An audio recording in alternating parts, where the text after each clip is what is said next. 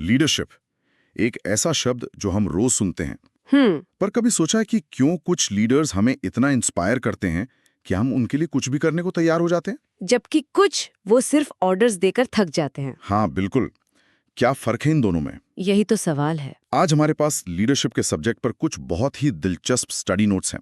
हमारा मकसद किसी टेक्स्ट बुक को पढ़ना नहीं, बल्कि इस पहेली को सुलझाना है। बिल्कुल, हम ये समझने की कोशिश करेंगे कि एक लीडर की असली ताकत कहाँ से आती है उसकी पोजीशन से या उसकी पर्सनालिटी से। और वो कौन से तरीके हैं जिनसे वो इस ताकत का इस्तेमाल करता है। हम लीडरशिप के क्लासिक स्टाइल से लेकर आज के दौर के मॉडर्न अप्रोचेस तक की गहराइयों में उतरेंगे। और अंत में हम एक बहुत जरूरी सवाल का जवाब ढूंढेंगे।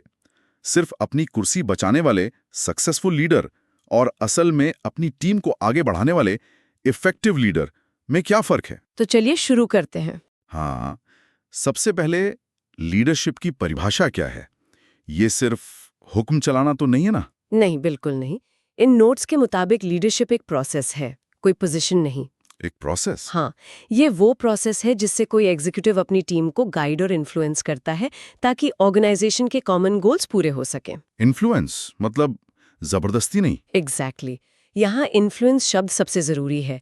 ये फोर्स करना नहीं बल्कि इंस्पायर करना है। मतलब ये कि टीम को ये महसूस नहीं होना चाहिए कि उनसे काम करवाया जा रहा है, बल्कि उन्हें लगना चाहिए कि वो खुद उस गोल को अचीव करना चाहते हैं। बिल्कुल। और सोर्स में एक बात पर जोर दिया गया है, लीडरशिप का कोई एक बेस्ट स्टाइल नहीं होता। अच्छा।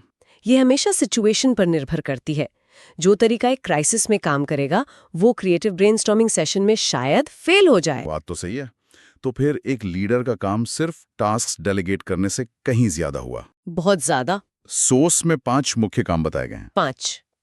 ओके। पहला है इनिशिएटिंग एक्शन, मतलब सिर्फ प्लान बनाना नहीं बल्कि उसे एक्शन में लाना। और दूसरा? दूसरा है मोटिवेटिंग। ये शायद सबसे जरूरी है। इसमें टीम को रिवॉर्ड्स देना, उनकी प्रॉब्लम सुनना और उनमें कॉन्फिडेंस जगाना शामिल है। ठीक है। तीसरा है प्रोवाइडिंग गाइडेंस, मतलब क्या करना है के साथ साथ कैसे करना है ये भी बताना। हाँ, और चौथा है अचीविंग कोऑर्डिनेशन। ये बहुत ट्रिकी काम है। कैसे?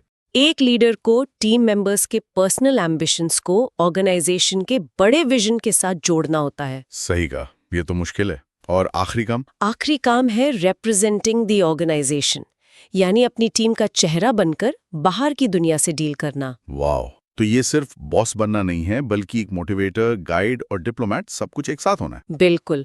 और इन कामों को करने के तरीके ही लीडरशिप स्टाइल्स को जन्म देते हैं। हाँ, आज के दौर में जो स्टाइल सबसे ज्यादा रेलिवेंट हैं वो हैं ऑटोक्रेटिक, डेमोक्रेटिक और लेज़र-फेयर। और मुझे लगता है इन तीनों को समझने का सबसे अच्छा तरीका 1940 का वो मशहूर बॉय स्काउट क्लब्स का एक्सपेरिमेंट है। हाँ, सोर्स में उसका जिक्र है, वो बहुत दिलचस्प है। बहुत। वो एक्सपेरिमेंट इन स्टाइल्स के फर्क को शीशे की तरह साफ कर देता है। तो हुआ ये कि रिसर्चर्स ने बच्चों के ग्रुप्स बनाए और हर ग्रुप को एक अलग स्टाइल का लीडर दिया। एग्जैक्टली। तो सबसे पहले बात करते हैं ऑटोक्रेटिक या अथॉरिटेरियन लीडरशिप की। इसमें तो सारी पावर लीडर के हाथ में होती है ना, वो फैसले लेता है, हुक्म देता है। हाँ, और टीम से सिर्फ उसे फॉलो करने की उम्मीद करता है। ये स्टाइल मैकग्रेगर की थियरी एक्स पर आधारित है। Theory x? थियरी एक्स मानती है कि लोग स्वभाव से आलसी होते हैं, काम से बचना चाहते हैं और उन्हें कंट्रोल और सजा के डर से ही काम पर लगाया जा सकता है। अच्छा। इसीलिए ऑटोक्रेटिक लीडर सारी पावर अपने पास रखता है।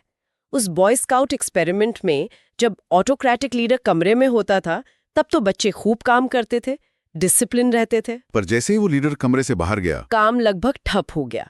बच्चों ने टूल्स फेंक दिए और खेलना शुरू कर दिया। मतलब मोटिवेशन बाहरी था, डर पर आधारित। बिल्कुल। पर सोर्स कहता है कि डिक्टेटोरियल स्टाइल फेल हो जाता है। लेकिन क्या इमरजेंसी सिचुएशंस में, जैसे किसी मिलिट्री ऑपरेशन या क्राइसिस रिस्पॉन्स में, यही स्टाइल सबसे इफेक्टिव नहीं होता? आपका सवाल बिल्कुल जायज है। और हाँ, क्राइसिस में जहां क्विक डिसाइसिव एक्शन की जरूरत होती है वहां ऑटोक्रेटिक स्टाइल लाइफ सेविंग हो सकता है। लेकिन लॉन्ग टर्म में नॉलेज बेस्ड क्रिएटिव टीम्स के लिए ये स्टाइल मोरल और इनोवेशन को खत्म कर देता है। और सोर्स में इसके भी 3 प्रकार बताए गए हैं। एक हार्ड बॉइल्ड ऑटोक्रेट, जो सजा देता है। दूसरा बेनेवलेंट ऑटोक्रेट, जो इनाम का लालच देता है। हाँ। और तीसरा मैनिपुलेटिव ऑटोक्रेट। ये आइडिया तो काफी डिस्टर्बिंग है। बहुत। मतलब टीम को लग रहा है कि उनकी सुनी जा रही है, पर असल में फैसला पहले ही हो चुका है। अब आते हैं दूसरे एक्सट्रीम पर, डेमोक्रेटिक लीडरशिप। या पार्टिसिपेटिव। यहाँ लीडर फैसले लेने में अपनी टीम को शामिल करता है, उनसे सलाह लेता है। तो ये मैग्रेगर की थ्योरी वाई पर बेस्ड होगा। बिल्कुल सही। थ्योरी वाई मानती है कि लोग नेचुरली क्रिएटिव और रिस्पॉन्सिबल होते हैं अगर उन्हें सही एनवायरनमेंट दिया जाए। तो इस एक्सपेरिमेंट में डेमोक्रेटिक ग्रुप का क्या हुआ? वो सबसे इंटरेस्टिंग था। जब डेमोक्रेटिक लीडर कमरे से बाहर गया तो भी बच्चों के काम करने की रफ्तार पर ज्यादा फर्क नहीं पड़ा। अरे वाह। वो आपस में कोलैबोरेट करते रहे। उनका मोटिवेशन अंदर से आ रहा था, ओनरशिप की फीलिंग से। तो उसका डाउनसाइड क्या है? बस एक, डिसीजन मेकिंग में वक्त लग सकता है। ठीक है। और तीसरा था लाज़े-फेयर, फ्री रेन। इसका मतलब है उन्हें करने दो। यहाँ लीडर अपनी पावर और रिस्पॉन्सिबिलिटी दोनों से हाथ खींच लेता है। मतलब टीम को पूरी आजादी। पूरी आजादी। एक्सपेरिमेंट में इस ग्रुप के बच्चे आपस में दोस्त तो बन गए, लेकिन प्रोडक्टिविटी बहुत कम थी। वो काफी कंफ्यूज थे कि करना क्या है। तो ये स्टाइल तो शायद ही कहीं काम करता हो। ये सिर्फ तभी काम कर सकता है जब टीम हाईली स्किल्ड और सेल्फ मोटिवेटेड हो। तो ये तो एक क्लासिक स्टाइल्स की बात। पर सोर्स में एक और दिलचस्प टाइप का जिक्र है जो किसी स्टाइल से बंधा नहीं है, करिज्मेटिक लीडर। हाँ, मैक्स वेबर का कॉन्सेप्ट। करिश्मा एक ऐसी मैग्नेटिक क्वालिटी है जो किसी को भीड़ से अलग करती है। जैसे उसमें कोई डिवाइन पावर हो। बिल्कुल। पर यहाँ रिसर्च एक फर्क बताती है। हर करिश्मेटिक लीडर एक जैसा नहीं होता। मतलब? सोर्स में करिश्मेटिक लीडर्स को दो मेन कैटेगरीज में बांटा गया है।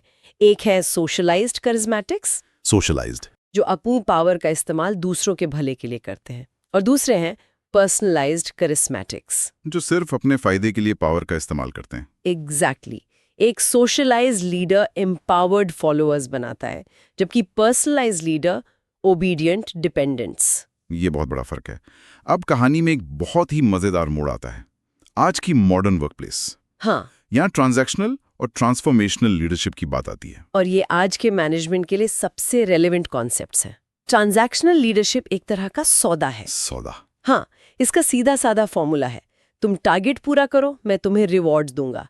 तुम गलती करो, तुम्हें सजा मिलेगी। अच्छा, तो ये लीडर सिस्टम को बदलने की कोशिश नहीं करता, बल्कि मौजूदा सिस्टम के अंदर रहकर एफिशिएंसी पर फोकस करता है। बिल्कुल, जैसे कोई प्रोजेक्ट मैनेजर जिसकी डेडलाइन करीब हो। ये शॉर्ट टर्म गोल्स और डेली ऑपरेशंस के लिए बहुत इफेक्टिव है। ठीक है, तो फिर ट्रांसफॉर्मेशन लीडरशिप क्या है? ये सिर्फ मैनेजिंग से कहीं आगे की बात है। ये लीडिंग है सही मायनों में। ये लीडर सिर्फ काम नहीं करवाता, बल्कि लोगों को बदल देता है। हाँ, ट्रांसफॉर्मेशनल लीडर अपनी टीम को एक बड़े विजन से जोड़ता है। वो उन्हें सिर्फ सैलरी के लिए काम करने को नहीं कहता, बल्कि एक बड़े मकसद का हिस्सा बनने के लिए इंस्पायर करता है। Lead by example. एग्जैक्टली। तो क्या इसका मतलब ये है कि ट्रांसफॉर्मेशनल लीडरशिप हमेशा ट्रांजैक्शनल से बेहतर है? ये एक आम मिसकंसेप्शन है। इन नोट्स में साफ लिखा है कि ये दोनों दुश्मन नहीं हैं। अच्छा। एक अच्छा ट्रांसफॉर्मेशनल लीडर जानता है कि टीम को इंस्पायर करने के साथ साथ डेली टारगेट्स पूरे करवाने के लिए ट्रांजैक्शनल टूल्स कब इस्तेमाल करने हैं। मतलब इंस्पिरेशन विजन देता है, पर ट्रांजैक्शन काम पूरा करवाता है। बिल्कुल, वो जरूरत के हिसाब से दोनों का इस्तेमाल करता है। सोर्स में सर्वेंट लीडरशिप और ऑथेंटिक लीडरशिप का भी जिक्र है। ये कहाँ फिट होते हैं? ये ट्रांसफॉर्मेशनल लीडरशिप के ही मॉडर्न वेरिएशंस हैं। सर्वेंट लीडर का फोकस पहले सेवा फिर नेतृत्व पर होता है। वो अपनी टीम की जरूरतों को अपनी जरूरतों से ऊपर रखता है। हाँ, और ऑथेंटिक लीडर वो है जो शीशे की तरह ट्रांसपेरेंट होता है। वो जो कहता है वो ही करता है। उसके वैल्यूज और एक्शंस में कोई फर्क नहीं होता, जिससे टीम का ट्रस्ट उस पर बहुत गहरा होता है। बिल्कुल। ये सब सुनकर एक सवाल दिमाग में आता है, ये सारी इन्फ्लुएंस, ये पावर आखिर आती कहाँ से है? बहुत जरूरी सवाल है। सोशल साइकोलॉजिस्ट फ्रेंच और रेवन ने पावर के 6 मेन सोर्सेज बताए हैं, और ये लीडरशिप के पूरे कॉन्सेप्ट की जड़ है। 6 सोर्सेज? हाँ, और यहीं पर बात इंटरेस्टिंग हो जाती है। फ्रेंच और रेवन कहते हैं कि पावर सिर्फ पोजीशन से नहीं आती। तो कहाँ से आती है? इसे ऐसे समझिए, 4 तरह की पावर आपकी पोजीशन या कुर्सी से जुड़ी होती हैं। ओके। डंडे का डर है। और चौथी? और इन्फॉर्मेशनल पावर वो ताकत है जो जानकारी को कंट्रोल करने से मिलती है। ये तो हुई पोजीशन से जुड़ी पावर। और बाकी 2? वो आती है इंसान की पर्सनल क्वालिटीज से, और सोर्स के मुताबिक वही असली पावर है। अच्छा। 5वीं है एक्सपर्ट पावर। ये डॉक्टर के ज्ञान जैसा है जिस पर आप भरोसा करते हैं, उसकी पोजीशन की वजह से नहीं बल्कि उसकी एक्सपर्टीज की वजह से। और छठी है रेफरेंट पावर। ये किसी रॉक स्टार की मैग्नेटिज्म है जिसे लोग बस फॉलो करना चाहते हैं उसकी पर्सनालिटी और करिश्मा की वजह से। तो सबसे इफेक्टिव कौन सी है? रिसर्च साफ कहती है कि एक्सपर्ट और रेफरेंट पावर यानी पर्सनल पावर कमिटमेंट और सेटिस्फैक्शन लाने में सबसे ज्यादा इफेक्टिव होती है। और सबसे कम? कोहेसिव पावर, डंडे का डर, ये सिर्फ शॉर्ट टर्म कंप्लायंस ला सकता है, लॉन्ग टर्म लॉयल्टी नहीं। तो आज की इस गहरी पड़ताल से जो सबसे बड़ी बात समझ में आई वो ये है कि लीडरशिप का कोई फिक्स्ड फॉर्मूला नहीं है। बिल्कुल, ये एक डायनामिक डांस है जो सिचुएशन, टीम और गोल्स की म्यूजिक पर बदलता रहता है। हमने देखा कि मैनेजिंग यानी ट्रांजैक्शनल और इंस्पायरिंग यानी ट्रांसफॉर्मेशनल में क्या फर्क है। और सबसे जरूरी बात, एक लीडर की असली ताकत उसकी कुर्सी से नहीं बल्कि उसके ज्ञान मतलब एक्सपर्ट पावर और उसके व्यक्तित्व यानी रेफरेंट पावर से आती है। सही कहा। और यहीं पर वो आखिरी सबसे महत्वपूर्ण फर्क सामने आता है जो सोर्स ने बताया है। एक सक्सेसफुल और एक इफेक्टिव लीडर के बीच का अंतर। हाँ, ये बहुत गहरा पॉइंट है।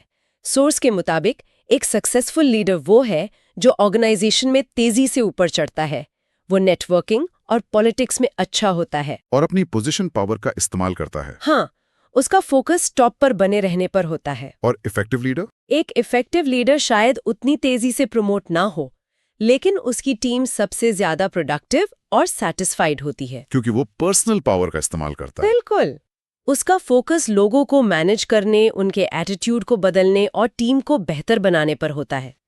जरूरी नहीं कि जो सक्सेसफुल हो वो इफेक्टिव भी हो। ये एक जरूरी सवाल खड़ा करता है।